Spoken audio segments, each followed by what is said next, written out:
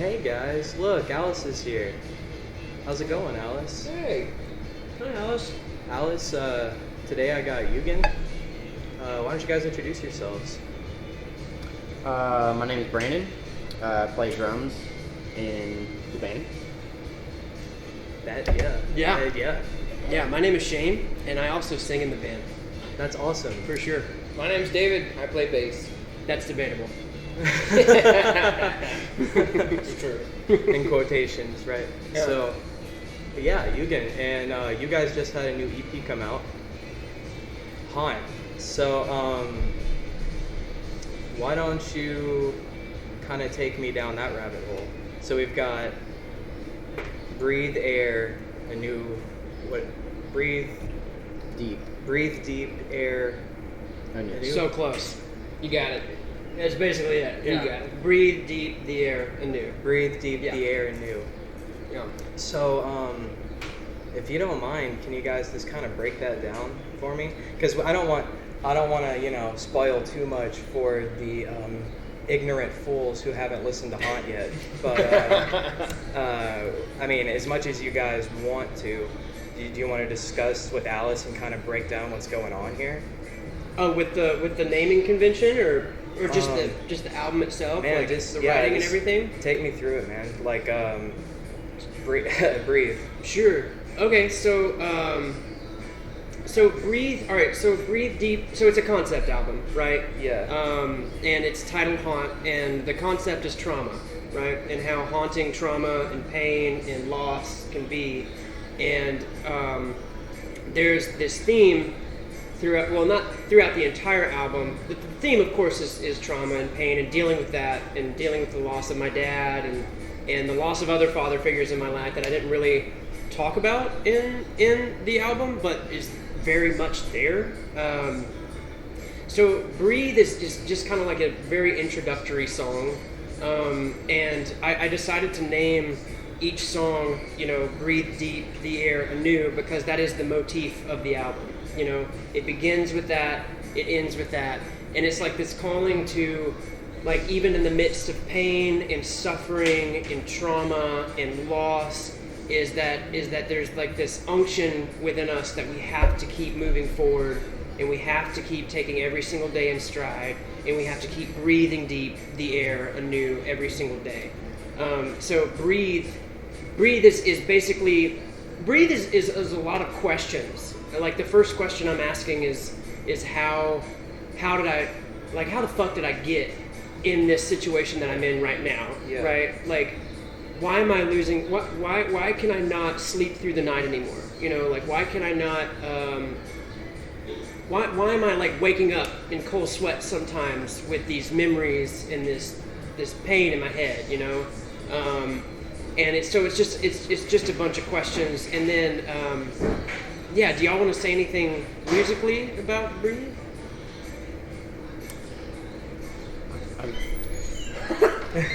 I think we were trying to write in the vein of this. The EP used to be called something different. We had originally wanted to call it Flora Fauna. And it was kind of this concept idea of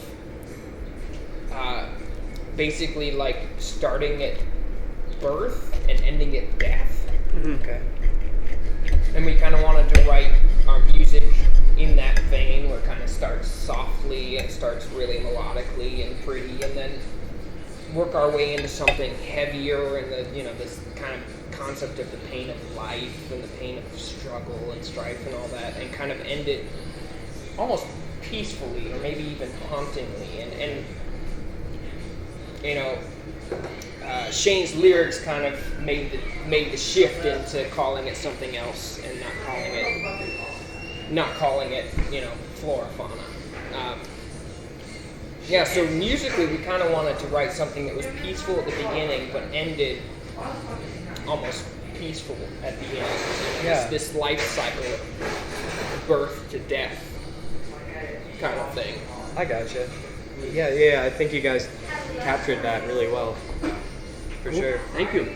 Yeah, you got anything else to say? I know you came in Brandon is somewhat new to the band. Well, Shane as well, but Brandon is somewhat new to the band, and so like he kind of came in after we had come up with the beginning concept of this EP, but he did obviously the bulk of the drum writing and the bulk of the design of what actually came to pass. Yeah. But like, what would you add to Yeah, this? I mean, so I came in. I guess the official like joining of the group for me was like some point last year. I think I just hit you up on Messenger or something. Yeah, I mean, 2020 is kind of a blur for everybody. So, Yeah, for sure. What is 2020? I don't know Exactly. what you're talking about anymore. But yeah, so I mean, we had before the end of the world had played, I guess, at least one of these songs live. Okay, got you. So and that song ended up being Deep, called Deep. It wasn't called Deep when we played it, but yeah. So if there was any sort of like personal relation I had to this music, like it was from that. And I think that having that experience helped me to create kind of the same atmosphere for the other 3 tracks. So I don't know. It was ultimately just like how I felt about the music and what drumming came from what I felt about that. But I don't know. For me, aside from the concept, this album kind of just represents getting through something like last year. And obviously, this is different. Like, this is a whole like not even the actual meaning of the EP, but I think in it's ways, still very traumatizing. in ways Yeah. it can really, it can 100%. relate. I mean, Yeah. not getting to do something you love to do for that long, Right. Yeah. um, No, for but sure. still being able to like produce, like still being able to have that output. And I think it's like a testament, like you see like artists handle the 2020 different ways, right? Because like I've seen some artists not pick, like just kind of drop the ball, and then I see artists putting out new EPs over that time. Right. You know what I'm saying? Totally. Yeah. So, I mean, kudos to you guys finding a way to make it work anyway. Yeah. You know? I mean, I think that like it's not the end of the world if you don't let it. Sorry, go ahead. Right. No worries. Yeah. I think that that you bring up 2020 on how traumatizing that is for just the entire fucking planet. You know, like I lost 2 jobs in 1 week. Those jobs just disappeared. I was working in hospitality, and I think I actually finished the lyrics around that time because I hit a deep, dark depression, and I was like, I could either like wallow in this, or I could like dig even deeper and try to figure out exactly where this is coming from, you know, because like I really do believe that like depression and anxiety, like it can be linked to circumstances, right, that you had no control over, like you know what happened in 2020, and it's, you know, slowly coming to an end. But like whenever I feel depressed or like I have like different circumstances happen, what always comes back for me is like the loss of my father. Like what the fuck do I do now? You know, like I'm a husband, like to a wife that I love so much. I just lost my job. I can't find another. Like what the fuck am I supposed to do right now? You know, and I think like a lot of the circumstances in my life since I lost my dad like 10 years ago, I mean, it's been 10 years, I'm still not really over it, have been those questions. It's like, why, like what do I do now when the world is turned to shit? And so like I think I definitely used that for the lyrics for sure. And I think that like what Brandon is saying, even though it's not the album is not necessarily about like loss in general, you can generalize it, you know, because it is about loss. Yeah. Like even though I'm talking about the loss of my dad and like problems that I've had over the years because of that, you can find, I think everyone that has experienced some kind of loss can find some kind of catharsis, hopefully, you know, in listening to this album. Hopefully, I hope. Yeah, man. Like that's you're like I don't know. I don't mean to be too cheesy, but it's like kind of like a service, you know, music, art. It really is. Like maybe that's arrogant to say, but I feel like it's important, you know. Doing kind of stuff like that really does help people. So For sure. I think there's something special about music in general that allows us to emote in some way or another. It helps us to experience things in a different way. So like,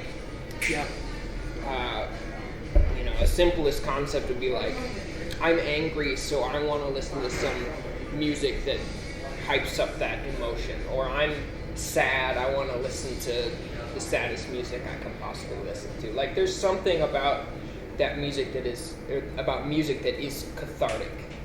yes. Yeah.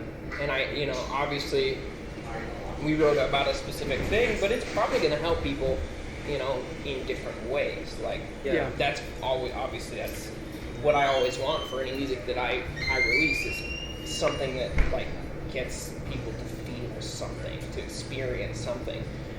For me, like, not everyone experiences music in the same way. Different people look at the world in different ways. Some people are very analytical, some people are very emotional, some people, there's just so many different ways you can look at life. And people's brains just work differently. And mine happens to be, I tend to be more emotional. And so I have a very special connection to music. And music makes me feel very strongly about things. Yeah. And so, that said, my goal in writing music, and I think part of our goal in writing this EP was to get people to feel the way that I feel. It won't happen for everyone the same way that it happens to me, but that doesn't make it any less important or any less helpful. I've seen you perform many times, and let me say, like, it really gets across when, like, you get on stage, like, you're trying to impact an emotion on this people, like, that's very apparent. Yeah. I think that's always the goal, like, in any performance that you have, like, if it's in front of 0 people or it's in front of 5,000 people. I mean, it's in those situations where you're literally in front of nobody that you have to pull things out of yourself to like actually give that experience. Otherwise it's just you're performing to nobody and it's nothing else. I mean, there's, even if you have, like, and I guess that relates to, like, even if you have a bad show, like you have a personal terrible experience playing a show or performing in front of somebody, but somebody is affected positively by it. There is a good thing. So I mean, it's, and that's kind of what I wanted with the lyrics too. Is like, even though, like, I feel like in metal there's so many, like, depressing lyrics, and, like, these lyrics are depressing as well. But, like, I wanted to write, and I don't know if I succeeded. Honestly, I don't know if I succeeded. I didn't want to give people another avenue to wallow, right? Like, because I feel like a lot of metal is an avenue to just wallow in your own shit, with no resolution. Yeah. And in some points that's good, like, you need to, well, not wallowing or, like, spiraling or anything, but to think about it, to meditate on it. Yeah. Right, to meditate on your shit, and like think about what you've done. Like, maybe you should feel bad about something. Right. Yeah, 100%. And I wanted. And I think that the way that the album is written, it's not fucking depressing all the time. There's some, like, upbeat parts, even though I'm very angry, I'm very sad, I'm confused. Like, there are moments where like I would, like, there, like, a lot of the shit in this album I would never just say in everyday life. Yeah. What I thought was so interesting about Haunt is how you guys hit an entire spectrum, like music, like audibly, like across the board. You guys just hit an entire, like, you took us on a journey, and there's a lot of, like, I love that, all over the place. Yeah. And the other cool thing, like, I stopped smoking.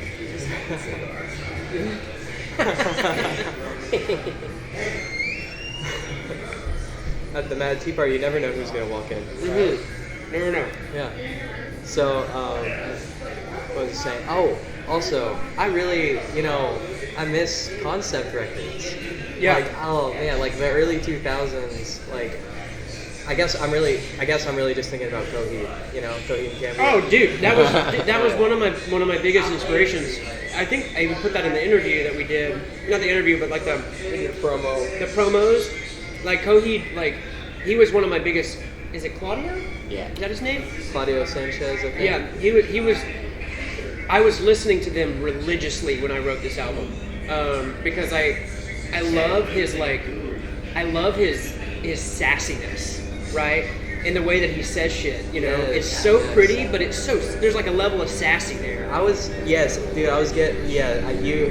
Not like that. It reminded me of it in any bad sort of way, but I thought like it hit those same kind of like nostalgic vibes from that. Like, hell yeah! Because like I really like concept records, the way you can just like tell a story. You kind of have to listen to it all the way through. Mm-hmm. Like that's the best way to listen to it. I think there's something beautiful in those kinds of records. Yeah. I've not been quiet about it, but I'm a big fan of the Contortionist. Yes. Are you? Yeah. Yeah, right? Did you know Heard that? that before? I had no idea.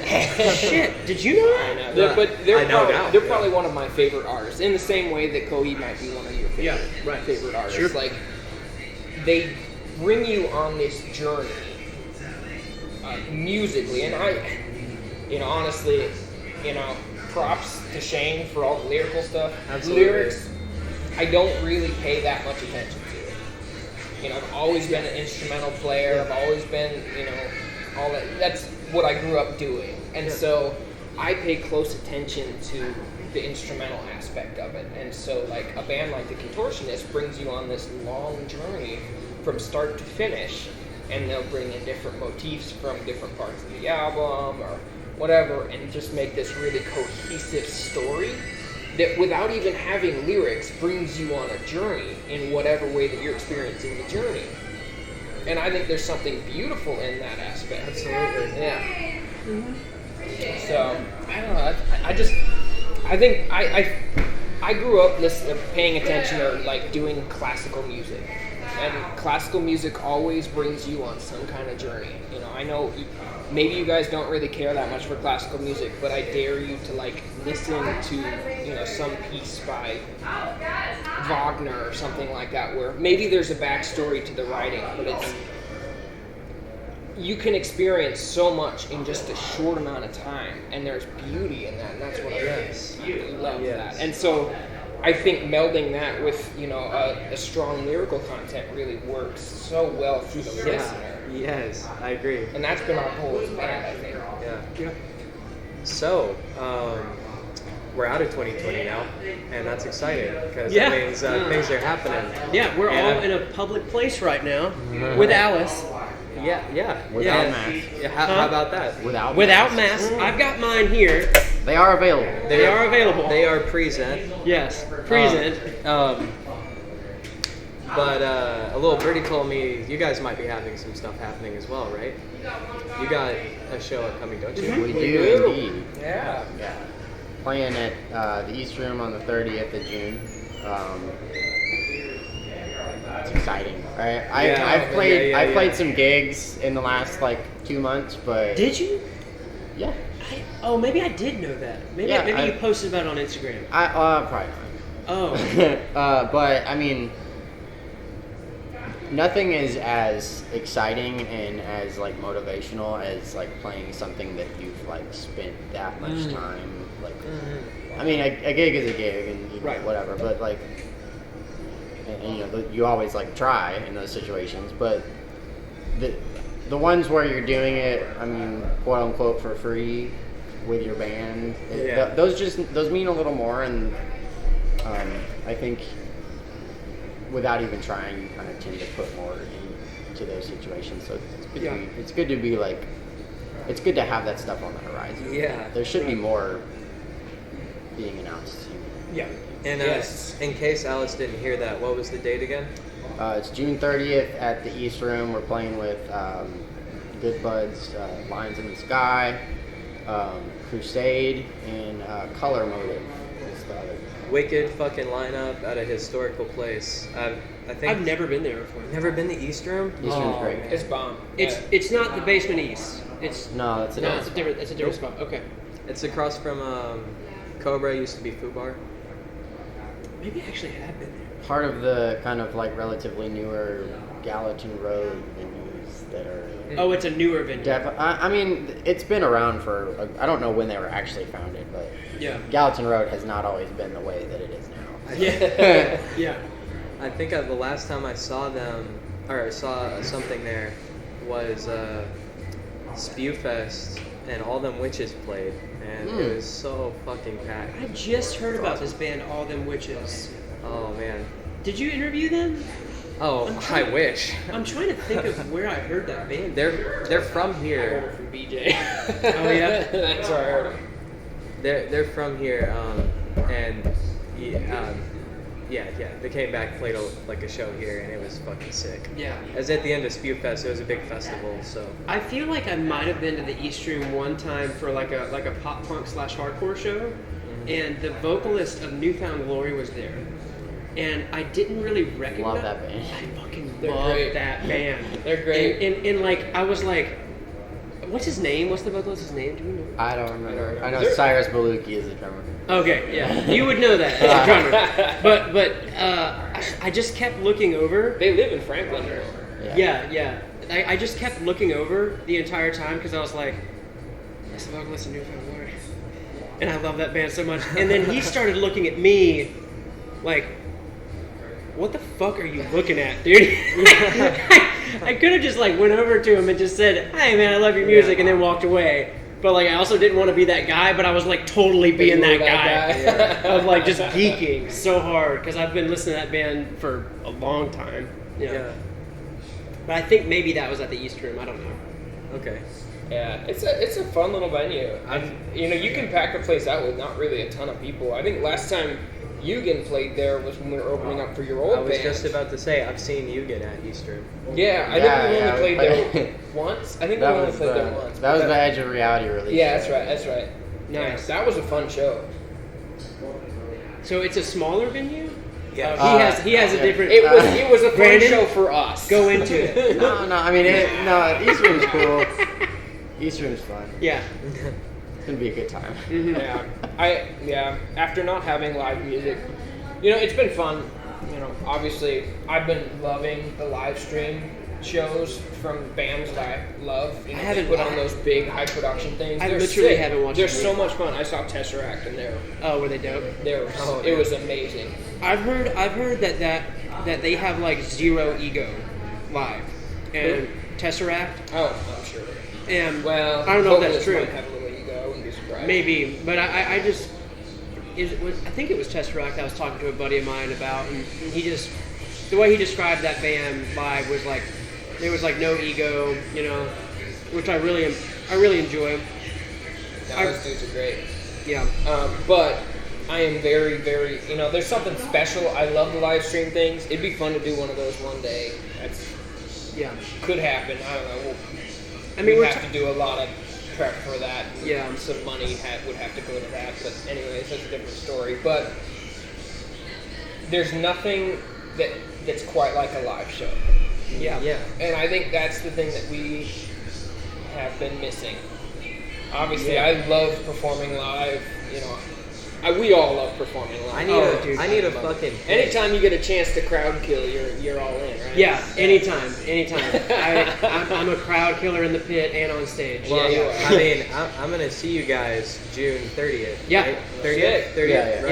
Yeah. It's a Wednesday, unfortunately. Yeah, Well, it's a Wednesday night. I'm gonna fucking be there, and I'll help get me and Alice will help get shit going. So. Sweet. Word? Yeah. We're relying on you. Sounds We're dope. relying on you, Alice. Alice, Yeah. Oh, Alice can throw the fuck down. you better throw Sick. the Don't fuck worry. down, Looking forward Alice. to it. Yeah. It's gonna be lit. Yeah. So, on to the next section of the show. Let's go around the table. What do you think happens when we die? Let's start with David. That's a deep question. Yeah. Yeah, David, where do you go when you die? Let me preface Let's it. find out. Let me preface it a little more because it is a big question, right? Yeah. More like okay, so no one knows. No one has a good answer. No one on this planet knows what happens. But I think we all have ideas about it. Sure. Right? Like no one knows, but we all have a concept of what may or may not happen. So yeah. What do you think?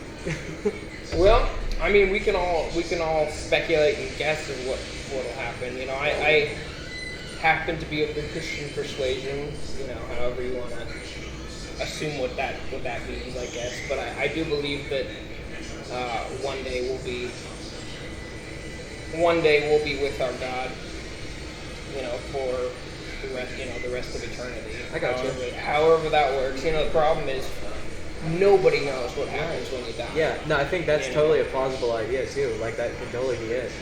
Yeah. I was gonna say. So I was raised as a Jehovah's Witness, so Okay. I'm pretty familiar with like Christianity as well, and I have very little bad to say about it. Like more about Jehovah's Witnesses, but nothing less so about Christianity. Yeah. You know what I mean? Yeah. But like, what was I gonna say? What So, do Jehovah's Witnesses believe? Jehovah's? Oh, that's a rabbit hole. Well, this is the rabbit hole. Yeah. Let's We're go in. Let's go down that. So, Jehovah's Witnesses think like after when you die, you die, like an atheist death. Okay. Really? Okay. But there's Okay. more. But wait, there's more. But wait, there's more. Billy Mays here. But like the righteous and the unrighteous will be resurrected on earth. Not in heaven, but on earth, in physical bodies, Okay. like the Garden of Eden, but it's the whole planet. Oh, okay. And they'll basically be like an Armageddon. They don't call it the rapture, but it's kind of a rapture kind of thing, where all the wicked will be done away with, and just the righteous will be left. Sure. So I was gonna ask,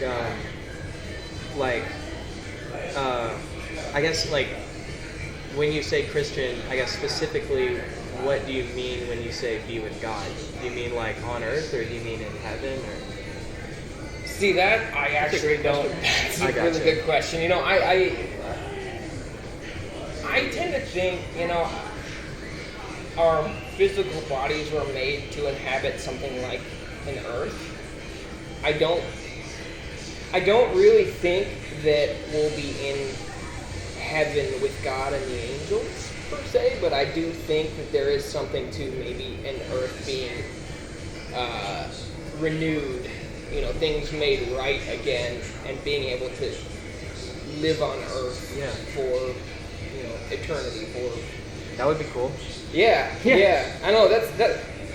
Don't quote me on that. I don't know. You know, like who knows? I could totally be wrong. I'm not willing to necessarily die on that hill. No, I hear you. Yeah, that's where I tend to lean as far as like what might happen when we die. But who knows? I think that's just as plausible as an answer as any, like for sure. So how about you? So I'm also of the what'd you say? The Christian persuasion. Yeah. I'm of the Christian persuasion. What oh, sorry. I was just gonna say, what denomination are you guys? Like, I don't have one. okay. Denomination? Non-denom, I guess. Okay. Which like gotcha. non-denominational is like isn't a denomination. It can now. be anything. Yeah. Yeah. Right. Yeah. I don't have one. I really like studying. Like I read like theology books and stuff, and I read from like Catholics and Eastern Orthodox and also, you know, Protestants as well. I lean more towards, even though I became a Christian when I was like 20 years old, and then like the Protestant churches like were just not, I felt like they weren't very historical, you know, and so I really enjoy the tradition of like Anglicanism and like Catholicism, and like even though I'm not a Catholic, I really like going to Catholic masses. I think that's really fun because there's so much Power, energy. There is. There's like something. There's something in like it feels for like sure, dude. there's something in the room with these cathedrals. And There everything. is something in the room. Yeah. And yeah, for sure. But like for afterlife, I subscribe to like hopeful Christian universalism. So like the three different views in Christianity about the afterlife. There's three main ones. There's eternal conscious torment, which is the major view, which hasn't always been the major view. The earliest Christians were Christian universalists. Like they believed in what's called apokatastasis, or ultimate reconciliation of all things. So they did not have, like the majority of early Christians didn't have that rigid Western, like even European idea that once you die, that's like it for you. And like you're either going to heaven or you're going to hell. And then there was like another, the minority view over time was called annihilationism, where God would annihilate the soul. Like he would like look into the future and annihilate the soul that's not going to turn to him or whatever. And I guess that's supposed to be a little bit more merciful.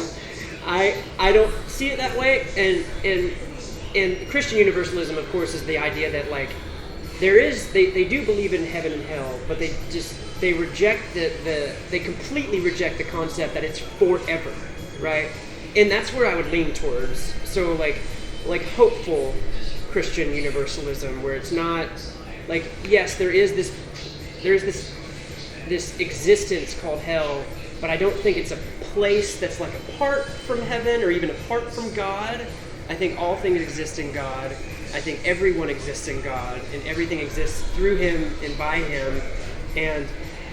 And you go from God into the afterlife, into God, and your experience, whether you reject him or accept him, is going to be the make or break of that experience. So like it would, the way the Eastern Orthodox would put it is like, it's as if you've been, it's like being in a room with someone that is like absolutely in love with you, and yet you are choosing to, and like you've been somehow unfaithful to this being that is unconditionally in love with you, and you're choosing to stay away from this relationship, right? So like another idea in the Eastern Orthodox idea is that the fires of, and this is actually something that C.S. Lewis said, but the fires of heaven and hell are lit by the same flame.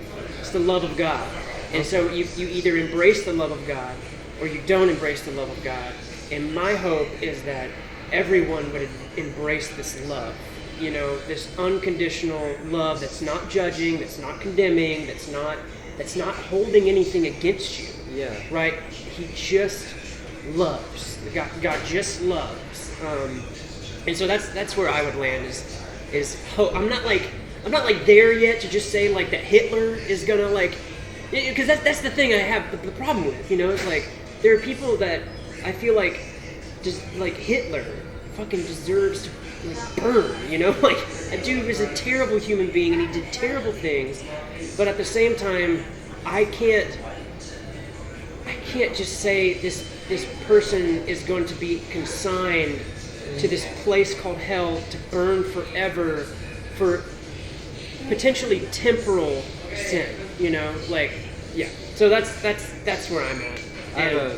I was just gonna say, I have a friend that's like a hardcore determinist. It basically means that like doesn't believe in free will. Right. Yeah. So he extends his empathy out. He uses Hitler as an example as well. Like when he extends his empathy out, tries to extend it out that far. He says because like we're all subject to variables. Like if you were under the same genetic structure and the same upbringing, you would end up in the exact same place. So yeah, and that's my thing. It's like, how can you say someone who's been so like just let's take this example. Let's like even take Hitler out of the situation. Let's take an example of someone who has been like potentially well, this has happened, so it's not even hypothetical. People who have been incredibly sexually abused by the church, you know, men and women who have been sexually abused by their leaders, and they reject God, and then they die like in a fucking car wreck or some shit, you know, before they like embrace love and healing and whatnot from that situation. Are we really gonna say that God is gonna? They go from one hell to another, which is not their fucking fault, you know. So like that's kind of I got you. Yeah, it just doesn't make any sense. Like when I look at Jesus and I look at what he says and how he treats people and how, if I'm a Christian, I believe he's God. How can I paint a God in another image that is vengeful and wrathful and is like hell-bent, literally, on burning you forever for temporal sin? You know, like it doesn't make any sense to me. Yeah. Yeah. No, I vibe with that. I would consider myself, I guess, a non-denominational Christian as well. The only reason I wouldn't, I don't have any discrepancy or issue with Jesus whatsoever, Right. or Jesus' teachings. It's his followers, isn't it? Well, I was gonna say, well, that too. I was gonna say is, if I'm to be a Christian means to follow in his footsteps. That's what a Christian is. Unless you're like what do you call that? A fair weather Christian, like you just go to Right. church on Sunday, right? Yeah. To be a Christian means to follow his image, you know? So, if I'm being honest with myself, I'm not living that life. So I don't call myself a Christian. Sure. Fair enough. But I have mad respect for the dude. That's awesome. I love that. And it's cool because like I like other aspects in the Bible as well. I wouldn't call it like if you my issues go back to like Old Testament, like with Yahweh and things Yahweh did. And I have no issue with that if it is a parable, if it's a story. Like an allegory? Or An something allegory. else? Yeah. If it's literally true, I take some issue with that character. Yeah. Well, you're not alone. Of course. Yeah. Not alone at all. Pretty unanimous. not unanimous by any means. Well, I mean, the what early I mean church. is pretty popular idea. Right. I mean, the early church even had a problem with that too. I mean, there was like Origen. He never gained sainthood because there was some sketchy situation like 500 years after the fact where people were claiming they were followers of him, and yet they were doing and saying things that weren't very Christian and weren't very loving, and so they just condemned Origen altogether. Yeah. And he never gained sainthood, but he actually took a lot of the Old Testament as allegory, you know, and the reason he did that is he couldn't actually, what's the word, reconcile, you know, this loving Jesus that is forgiving left and right, and even his murderers, he's forgiving them, you know, or he's at least asking for forgiveness, you know, for these people. And like, so he couldn't really reconcile that. So you're not alone in that at all. Yeah. There's other like I'm a writer too, and like I write. I'm writing a novel right now. Oh, nice. Yeah, you can check it out on my Instagram, RhetoricRabbitHole. Actually, it's weird. It's a novel, but I post every page as I write it. So you can that's cool. Yeah.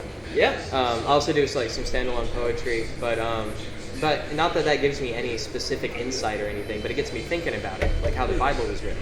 Sure. And if you look at something like Job, I think it's the perfect example. The book of Job is arguably older than the Torah, which is the first 5 books of the Bible. For sure. That's a debate. I think they were using different names in Job too, like the older Job. Yeah. And so then, the accuser, the Hebrew word for accuser is ha-satan. So that's where we get Satan from. He's the accuser approaching God. Sure. So what was I saying? But I think the book of Job is a perfect example of, if I brought you guys a story and you open it up and you see a description of God talking to this angel, you'd probably just assume that this was a story and I didn't see this happen in heaven, you know? Yeah. I feel like it just makes more sense if it was written that way. Sure. Things like that. That's not... I was just going to say... and that's not to discredit that at all. I think it makes it much deeper if it is, because those stories don't lose any of their meaning if they're just an allegory by any means. Yeah, C.S. Lewis would agree. I mean, he posited, he didn't like... Can I get that? Yeah, man, of course. He posited, he didn't like say it for sure, but he was like, I think this is a poem. You know, it reads like a poem, looks like a poem. I mean, but the only issue is like Job is mentioned in other areas as like a real person. in the Old Testament, and I think even maybe in the New Testament. I think I'm confusing him with Jonah, but yeah, it definitely reads like a poem for sure. Yeah. I immediately put that out. No worries. Um, Brandon, what's your yeah. where you at? What's your persuasion? How have you been persuaded tonight? Well, I'm just kidding.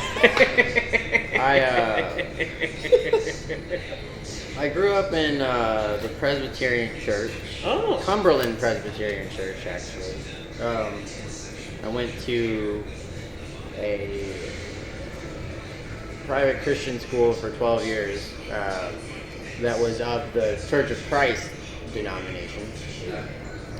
So I've had it a lot throughout my life. It's been, in some way or another, has been in my life in a way. There have been like things that have led me into believing a certain way. I think honestly at this point it's just easy for me to say that I like to constantly search for the most like probable / it's almost like in a way like Occam's razor, like the Simplest. Could you? Yeah. the most simple solution is probably the right one. I hear you. And I don't know, you could apply that a few ways, but I think in a way it is limiting for me to say what I believe happens to us, and also in a way is like, well, I don't know, it's not like, not to just like describe this conversation as like pointless. It's just like, Well, it actually is a pointless conversation because what matters is this, for sure. Not in a bad way, but it is kind of like irrelevant to what we have going on. Kind of specifically irrelevant. yeah, I mean you're talking about like things that could potentially happen. Yeah, Right. for sure. Yeah, know, you're like- hopeful about Hypothetical. Like, Yeah. what if we don't even die? What if, like, specifically the four of us don't even die? Like, Yeah. we're the four people who, like, never die. And we're kind of like, oh man, I guess we missed out. Yeah. I don't know. Like, so... Missed out on death. Damn it. Yeah.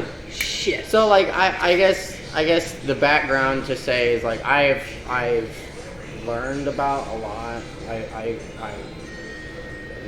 I went to a school. I went to like devotionals every day at school from like 9 to 10 a.m. every single day for 7 to 8 years. I went to Sunday school. I hung out at church because it was like where my friends were, and so like I've had so much, like, I won't call it indoctrination because I think that's a little bit of an offensive term in a way, but like It's fine.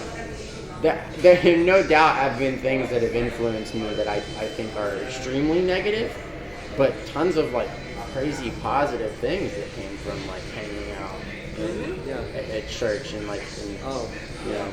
So yeah, I mean all that to say, like, I don't think that was totally like not for any reason. Yeah. So yeah, I mean, I guess my answer is that I'm trying to constantly figure that out. Yeah. I don't know is the only good answer, really. Oh, I love that. I love that answer. Yeah. Yeah. I don't know. It's the best answer. I don't know. Yeah. Help. Help. Yeah. Just screaming help at the sky. Yeah. For sure. Yeah. A lot of good answers. Like, yeah, for sure. I guess for me, I guess I think we're all the same entity, and we split ourselves into different fragments, Okay. and we eventually go back to where we were. So like pantheism, basically. So like, are you saying like God creates from himself, like as a part of himself, or whatever you would say is God, or whatever? I think there's like this hive mind that that contains all of us, and little bits of it come down and experience life, and that's us. That's ants. That's grass. That's life. And then it goes back to this kind of group consciousness that we would call God. Probably. Okay. Yeah. I think that's a pretty popular idea now, right? Yeah, I would say so. I would say like with yes. quantum physics and everything. Yeah. What led me to that conclusion? I took DMT. Oh. And that's a different story. But long story short, that was my conclusion, and it was sort of a knowing, like a kind of like a spiritual knowing. Like, yeah, it wasn't explained to me; it was ingrained in me. Yeah, kind of thing. Dude, I know. Or maybe I was just tripping balls, you know. Whatever. Yeah, I mean, probably maybe a little bit of both. I actually had this. This dude contacted me one time, and he was like, man, because I actually did. I was a funny story. I actually was a traveling minister at one point. Like churches would like invite me to like speak and stuff. And this guy hit me up, and he was like, "Hey, man, like, have you ever like just been in a room and just felt like so connected to just everyone in that room, like so like at one with everyone in that room?" And I was like, dude, I believe that's Jesus. I believe that God is like in and through all things, and he's connecting us, and you know, and like there's no separation between, I mean, there is distinctions, but like God, you know, penetrates through everything and like creates these connections. And he was like, nah, man, like when I'm on LSD. And I was like, that might just be the LSD, dude. You guys are just high on different shit, you know? Yeah, but I mean, I've known people that like hardcore atheists that like took DMT or LSD and like they came out of it and they were like, I think there's God, you know, or like there's something else going on here, you know, because like, I mean, I've talked to my buddies who were atheists, but like even turned into agnostics, and they were like, yeah, dude, like I was talking to people, dude, and they were there, you know, and it was, I don't know. That is literally everyone I've talked to who's done it. Mm-hmm. Or like, just like trip reports, like people talking about it online. Right. That is like, they talk about two things: meeting entities and an awareness of group consciousness. It's like, you're talking about it being like a common idea. Like, I think it's a really popular idea. Right. At least with, you know, psychonauts like taking that particular drug. Sure. So yeah, I think like the Bible has a lot of brilliance in it, in its simplicity. Like there's a lot of poetry in it. Like you can read a scripture and it has so much connotation and meaning if you break down every word and look at it really thoroughly. And you know, like, maybe I should have prefaced this earlier. Like it wasn't great growing up as a Jehovah's Witness, and there were bad parts about it. Yeah. I would call that particularly a cult. But I was gonna say, like, it's kind of feels like one. Well, it is. Yeah. And but that being said, I learned a lot. Yeah. And it instilled a lot of like it. Search for truth. Sure. Deep search for truth and interest in scripture. Yeah. And I started like when I turned 18, I moved away from all that and like got my own place or moved in with a friend, and I was like just edgy atheist kid, like this like really superficial, like Hot Topic kid, right? 18, 19, that was me. Hey man, I worked at Hot Topic at like 18, so. I guess I'm still that kid. Now I'm just 25 and it's cringier. So. Right. Yeah. So. It is. Yeah. It was never not cringy. Yeah. At Hot Topic. Yeah. Yeah. So, that's funny. The last guest I had on also worked at Hot Topic at one point. Yeah. Shout out to Sarah from Sarah and the Safe Word out of Atlanta. Hi, Sarah and Alice. Hello. Yeah. Shout out to Hot Topic. Hot Topic, dude. Pick up our shit. Sell our T-shirts that we don't have. Yeah. We have they make one. their own t-shirts. We have one or Dude, two. it would be totally appropriate. It actually would. Our new T-shirt is dope. Yeah. Just one T-shirt total. Yeah. Quote unquote new. Just It's- one, just one just small. one in stock. They're like a Yeah. year old. It's like 2020 version, man. Yeah, it's an extra small. That's the one that we're gonna sell it outside of. Hell yeah. Yeah. That's what's up. Well, I was just gonna say, there's this other idea I like in the Bible about, like, it's not, you could call it Satan, but in the Hebrew it's the serpent, like the serpent in the garden. Satan's kind of a more Christian concept developed in the Greek. Right. So there's two accounts of Satan in the Old Testament. It's the Job account when he's talking to God, and that's the accuser, Hasatan, and then there's the serpent in the Garden of Eden. Well, there's a couple more mentions later on. In the Old Testament? Yeah. Oh, yeah. really? Like in the it's either the one I'm thinking about is either in 1 Samuel or 2 Chronicles or one of them, but they mention the term Satan, but like it's Really? Yeah. Oh shit. Okay. It doesn't matter. I mean, Yeah. but you're right. It's very rare that you actually see Yeah. that term. Right. So I wouldn't say Satan specifically is what I'm valuing here, but the serpent and the concept of him offering them this and opening their eyes. Mhm. Or you could take the serpent out of it, just the fruit itself, right? Yeah. And you can see this paralleled with other theologies. Like in Greek, it's Prometheus. He brings the torch to man. Sure. Brings them light, and that's against the rules. He's kicked out of Olympus for that. Oh yeah. So it parallels Satan get his wings clipped. Like he broke the rules. He brought forbidden knowledge to man. Right. And what, like, another good example is Odin. Like Odin impales himself on the great Yggdrasil tree, and he learns the runes, and he comes back and teaches other people. It's repeated throughout, and that specifically is the concept that you could say worship, is that entity across pantheons, across theologies, the God that brings us knowledge, even at his own detriment. I see a lot of value in that. And, there's a good argument that he fucked up doing that. Because what have we done with fire after Prometheus brought it to us? We've made combustion engines. I mean, we've done a lot of great stuff, but we've done a lot of fucked up shit with it too. Mm-hmm. Same argument could be made with, the garden. It's like, well, we lost our eternity, but we gained. I mean, they immediately realized that they're naked, so they did learn something from it. You could argue that they did learn the difference between good and evil in that moment. So, or their eyes were open. Sure. That's a debate. Should we have eaten the fruit? Should we have taken the torch? But I think in the end, it was better to have done so. And that's just my opinion. Sure. But I see so much value in both of these archetypes, both of these characters.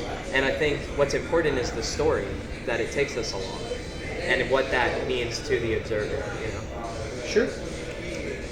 Very cool.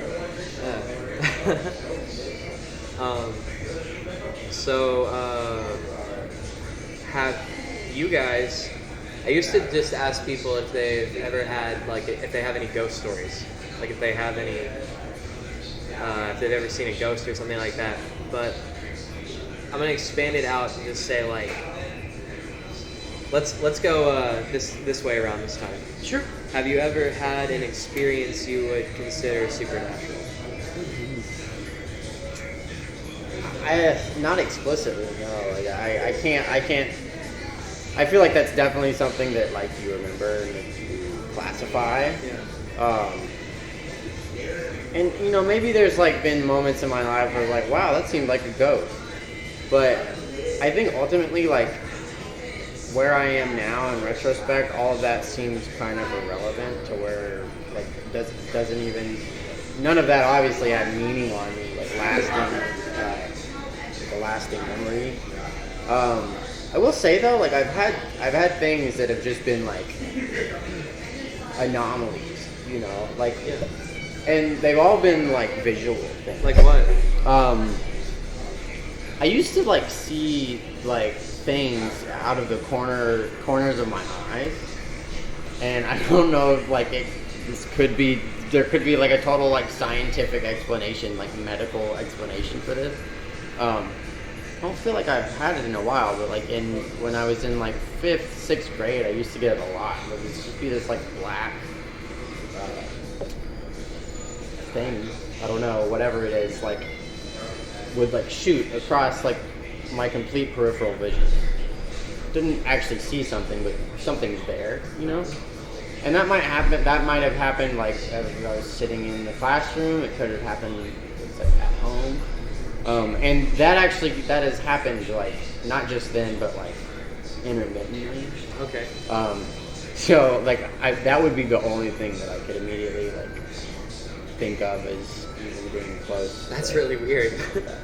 But also, I mean, I guess like thinking about, I mean, I've had people tell me ghost stories, and I feel like that kind of influences your outlook on that. Yeah, of course. Sometimes, like if somebody tells you, yeah, I swear that was a ghost. I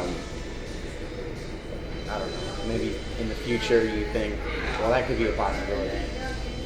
So I don't know. Yeah. Nothing overwhelming. Yeah, no, I hear you. And that's a great answer also. Like, no, I don't know and no are great answers. Yeah. Yeah. Yeah. If there had to be something, I have had experiences. But yeah, like, what, I mean, you know, like, who knows, but like, what do you think that is? Like a trick of the eye? Yeah, I mean, I that would be like the easiest thing for me. Occam's razor. Yeah, and it would be like the most comforting thing, I guess. Like, it takes less energy and like it exerts less anxiety out of me if I don't really like dwell on it and think about it too. Like thinking of what is some just sort of like familiar that's following me around. That's terrifying. Where's that from? What if it's awesome? Isn't that from the Golden Compass or whatever? Yeah. I think that they talk about the familiars. They have I think they're called demons. They have a little like they're like it's half their heart. It's like part of them. Yeah. That's interesting. Yeah. Yeah. I don't want to like. I don't know. It's scarier for me to think. Yeah. I get it. Well, I mean, yeah, the unknown is scary for sure. It's terrifying. Yeah, for sure. Yeah, I think like it's cool. Like, and thanks for letting me ask you guys these kind of questions because I think these kind of things are important to talk about, and I don't think a lot of people want to have discussions like we're having right now. Sure. It's a shame. People don't want to. Yeah, people don't want to talk. People don't want to actually talk. Yeah. They want to have really surface level conversation. Yeah. And I think it's good to be having these kind of conversations. I agree. With people of different perspectives. Like we might not all see eye to eye on everything, but we're all adults and can have a conversation. Right. And that's important. And I don't know why more people can't do that. So props to us. And I love it. Yeah. That's awesome. What was I going to say? Oh, yeah. So, supernatural... Dude, I think I've seen a lot of supernatural things. Well, ghost-wise, I actually, before I was a Christian, I was a ghost hunter with a team. Okay. Like, after I became a Christian, I was like, dude, I'm not messing around with that stuff anymore. I saw some things that, like, seemed very evil and seemed very wrong, you know. On one of our hunts, someone got violently physically hurt, and I realized this stuff is real, and I don't want to be on that side of it anymore. Can you? I really you don't have to. Yeah, I really don't want to talk about it too much, just because I don't want to give too much space for that, you know. Oh, like, give it attention. Yeah, right. I don't really want to give it too much attention, just because I think that people. I mean, if you look at people's obsessions, like even Christians, they seem way more obsessed with what what I would maybe consider dark, you know, and like maybe even malicious, like, you know, like if like their Google searches are typically less about God and more about devils, you know, and stuff, and like I don't want to give too much weight to that, you know, like I feel like a lot of Christians need to actually focus on, for me, this is my own opinion, I feel like more Christians focus more on light, you know, and like the angelic and goodness and meditating on all those things than like, you know, dabbling around in the dark, you know, and I don't even know if I necessarily even like believe in ghosts anymore, you know. My encounters with that supernatural side were always pretty negative when we were on our hunts, and so it just, for me, I don't, you know, I feel like they're cosmic entities that potentially want our harm, you know. Yes. And they might even show up as something neutral, you know, but then it turns into something much darker pretty quickly. And Yes. so, Yeah. but like on the light side, I mean, like I became a Christian because I had, like, I believe I had an encounter with God in my room. I was writing an essay on the crucifixion of Jesus, because I was like, I grew up, you know, around Christians, but I like really wasn't into it. And then I started writing this essay, and it kind of, like, writing about the crucifixion kind of crushed me, you know, like potentially this one man is going through this pain and this suffering for me, and I felt something happened. Like I felt like a physical hand like go into my chest, and it just felt like this physical hand was like beating my heart for me, you know, and I was like, I don't understand this. I don't know what's going on, but God, I believe this is you, you know. And so ever since then, I've been a Christian, and ever since then, I've also, like, you know, I've been on the mission field, and I've seen some things that I can only describe as a miracle, you know. Like, I mean, even outside of the mission field, one time I was with this group of people at a church, and there was this guy who actually had some kind of crazy fracture in his kneecap, and like, you know, when I look at the New Testament, I see a calling for Christians to like heal, you know, and be a participant of seeing other people healed and like physically healed. And so so he's got, like, he went to the, you know, he got hurt in basic training, went to the doctor, had an X-ray, had this I'm sorry, who's this? Who got hurt? The guy that had, the guy that we prayed for. All right. I don't remember exactly his name, but this is a story. I mean, I've seen other things like this happen before, but okay, I'm with you now. He had like this fracture in his knee. Okay. From basic training. There was X-rays, and like you could see the fracture. Yeah. And he was like, he could barely walk. We prayed for him, and he just, all of his pain went away, and he just started walking around. He started carrying shit, like things that he couldn't do before. And then he went back to the doctor, got another X-ray, and the fractures just disappeared. Whoa. They just weren't there anymore. So like, I've seen other things like that happen. Like I even, a friend of mine had like his sprained hand, and he was kind of like on the fence, like on the edge. And I don't even know if he's like a Christian now, but like he was kind of on the fence to begin with of Christianity. I think he might have, you know, went on to another faith, or maybe an agnostic now. I don't know. I don't know the guy anymore. But I was like, dude, he was wearing this brace, and I was like, can I pray for your hand and see what happens? You know, I believe that God can heal people, so let's just see what happens.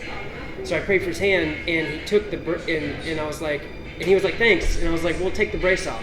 And I just want to see, did it work? You know, let's just test it and see if it works. And he took the brace off, and he was like, all right, whatever. He took it off, and he's a skeptic, right?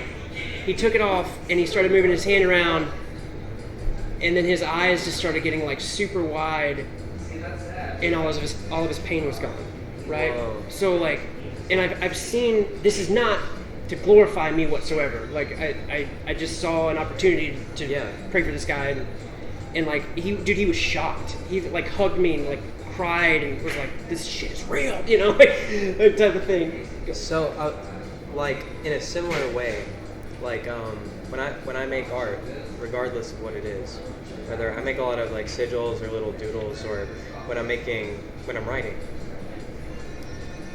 it's I think art comes through us, not from us. Sure. Yeah. Yeah. I agree with that as well. If you're an artist, you're a medium. You're channeling that energy. Right. Yeah. Yeah. So it's not prideful to like say that it happened. Like no, it didn't come from you. It came from somewhere else. Yeah, and I don't believe it came in the from same me way. at all. In the same way of the art. Right. And yeah, the only reason I give that caveat is like it wasn't me is because there are gonna people who listen to this and Shane is like he's trying to say that he's some kind of fucking healer. No, I'm not. All I know is I saw that shit, you know. And I mean I've been to India. Like there was this guy that like he literally couldn't lift his hand. Like when you go to India, you see like you think you see fucked up shit here. You go to India, you'll see some real fucked up shit. And so like literally couldn't lift his hand like past this, and then we prayed for him and he's like fucking doing this shit and like all the pain is gone, you know. And like so that those kind of experiences, even though like I think I would still have faith even if I didn't have those experiences, but I feel like those experiences have helped me along the way to say this is real. Like there's something very real about this, and I'm not. And again, Alice, I'm not making any of this up. So like, yeah, I think those, and I feel like I've seen like, I mean I've seen like orbs like float around my room before, you know, like a long time ago. Like I went into my bedroom and there were like these two like light orbs, and of course it could be a trick of the eye, like kind of like your thing, like you don't know if like it was like your peripherals or whatever. Like it was like they were just like floating around my room, you know. And this was post becoming a Christian, and I felt like this weird peace, you know, like there was something other than myself here in this empty home, you know. But it was not like a malicious feeling. It was not dark. It was very. Can I get a box for this? Oh yeah, thank you. Thanks. It wasn't like this malicious feeling. It felt good. Like it felt like there was some kind of good presence. Yeah. Yeah. Any supernatural encounters? Yeah, I don't. Man, I guess I don't have any like specific memories of like weird like dark supernatural things. I guess I've experienced in general some like, you know, waking up in cold sweats and, you know, feeling like I can't move. You know, I've had stuff like that happen before. You know, just these weird. And like, what's you probably know the name of that, the thing that sits on your chest at night? Oh, sleep paralysis. Sleep paralysis. Yeah, That's it, there's a specific name for the. It's I don't know, but like a specific one, like it has a name. I don't remember the name of it, but I remember the image of like this crouching thing. I know what you're talking about with the lady. Chest. There's a demon crouching, and there's actually a horse in the background, like looking at her from the corner. Yeah, that sounds familiar. Yeah, I can't remember what that's called though. I know what you're talking about. But so I've experienced that once or twice, but never anything, you know, like it's memorable in a moment, but then it's gone, and it's like okay, I don't know what that was. You know, I suspect that there's something about the Western culture that we live in that makes we've almost shut ourselves off from supernatural things. I'm not saying that like supernatural things don't happen. I'm not saying that it's reduced. It's like there's something about the culture that we're in that literally kind of maybe naturalistic would be the word. Well, materialistic is what I'm thinking of. We're so focused on the stuff that I feel like we kind of have shut ourselves off to experiencing some of the supernatural things that you see in many other cultures. Right. And so, like, to be honest, I haven't really had that many supernatural experiences in that sense. I've had, you know, because I'm a Christian, I've had many experiences where I would consider the Holy Spirit like in the room with me. Right. Whether it be just by myself, whether it be with people. I've never experienced anything what Shane's talking about. I've never experienced like true healing or anything like that. But I've definitely experienced like feeling like It's in there. actual peace, true peace. Okay, where gotcha. I'll be praying or I'll just be thinking and just maybe it's brought on by a song that I'm listening to that just really hits me in some way that just like all of a sudden I experience this kind of peace and joy that I don't experience most of the time because I'm so distracted by the rest of the rest of my own life. So I've definitely experienced that sort of thing before, and I definitely call that supernatural. And I think there's some just being with other people in the room, like being with other believers like me in the room where we're as we talked about a little bit before, where it's like this channeling, everyone kind of is on the same page, so to speak. I think there's something to that. Yes. When it comes to like the Holy Spirit, or what I believe is the Holy Spirit with fellow believers, we're just kind of in this one mind almost, where we're on the same page. We're obviously different people, experience it in a different way, but it's still experiencing this thing together that we've never, that like we couldn't experience without being where we're at in that moment, if that makes sense. That does make sense. I think it makes sense. Yeah, so I don't know. That's kind of where I kind of roll with that. Sadly, I don't know. I haven't really experienced that much. That's not any less than anything else. Like that's, Like I think I mean like the Passover and the memorial of Jesus' death. Different Christians celebrate it different ways, but the passing of the wine and the bread. Yeah. You know what I'm talking about. The Eucharist. Yeah. Yeah. As a chaos magician, and we can get into chaos magic a little bit more, but all I see is a giant blood ritual, and that's not to discount it at all. But it's a bunch of magicians congregating in a room under a singular entity, under a singular concept, and they're partaking in a ritual, a passing of figurative blood and flesh. If you were to change the connotation whatsoever and it not be Jesus, it would be considered magic. Like if you were to flip it around and make it the devil, right? Then it would all of a sudden be some satanic ritual. And that's not to discount. I'm not saying anything bad whatsoever about it. It's the same thing with different wordings. We just kind of, our wording on things is can kind of shift our perspective on it.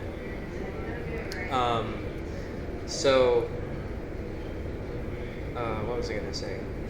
So I think like I already mentioned before, I think what we would consider God is sort of just like this group, collective consciousness that split itself into a multitude of perspectives, like broken glass, right? But when we're talking about personal gods, like Jehovah or Vishnu or Odin, I think these entities exist. I think we manifest them, and that's where sort of the chaos theory gets into it. Basically, this concept of belief is power, and it's really like that simple. Like belief itself is power. So it doesn't matter what you put your faith into as long as you have faith. So you could put faith in any of the gods, and your acts would have that fruition if you really meant it. That's just a philosophy, But so I think we create these entities like they're kind of like imaginary friends. Like we create this idea and a concept and we start to worship it. But at a certain point, I think it actually becomes alive and takes on a actual form of its own in some, just not in a physical space. So I think all the gods are alive in a sense, but they were created by us and they're fueled by us. unfortunately, we are running out of time, guys. Yeah. But I really appreciate you guys being here at the Rabbit Hole. Dude, thanks for having us, man. Yeah. Thank you, Alice. Yeah, it was nice to see Alice. Yeah. Alice, go tell all your friends to go check out Haunt. It's actually right here. I'll make it easy for you. It's right here. Just look down. Right down there. Right actually. there. And you can find that, and you should listen to it. Do that. Yeah. And then also you should be at East Room on June 30th. Because Yugen's gonna actually destroy it, and it's. I mean, there's not gonna be an East Room anymore, so. Yeah. I mean, you better get there while you can. Right. So, I want to say one last yeah. thing. What we all shared in the band tonight, we're not a religious band. We're not a political band. We're just, we all have different beliefs, and our beliefs don't make up the band. You know, like we're not. None of my lyrics are ever going to be Christianese or political or anything like that. I wanted to be very apolitical, a-religious, and all that stuff because, yeah. But we are sponsored by Rocketown. I wish we were sponsored by Rocketown. Yeah. I think I've seen Yugen at Rocketown too. We have played Rocketown many times. Yeah. Yes. Yeah. Sure. Small world, man. I've seen Yugen at the End, at East Room, and at Rocketown, and I think somewhere else too. Have you seen us with this new lineup? I don't think I have. Okay. So yeah, it's I gonna be think really I've only fun. played like 3 shows. Right, before the world ended. Yeah, Yeah. a few shows with the recent lineup. Okay, These two gotcha. guys, yeah. Right. Yeah, I don't think I did. So this is really exciting. I'm definitely looking forward to it. Yeah. It's going to be a different energy, and it's going to be pretty exciting. Yeah, Yeah. gonna crush some people. I plan on it. We probably Yeah. will. Yeah. There might be a few falls off stage. Yeah, it's definitely a possibility. Hell yeah. Yeah. Well, gentlemen, it's been real. Awesome. Dude, Thank you. thank you, I'll see you then. Thank you for having us. Alice, have a good night. Bye, Alice. Bye.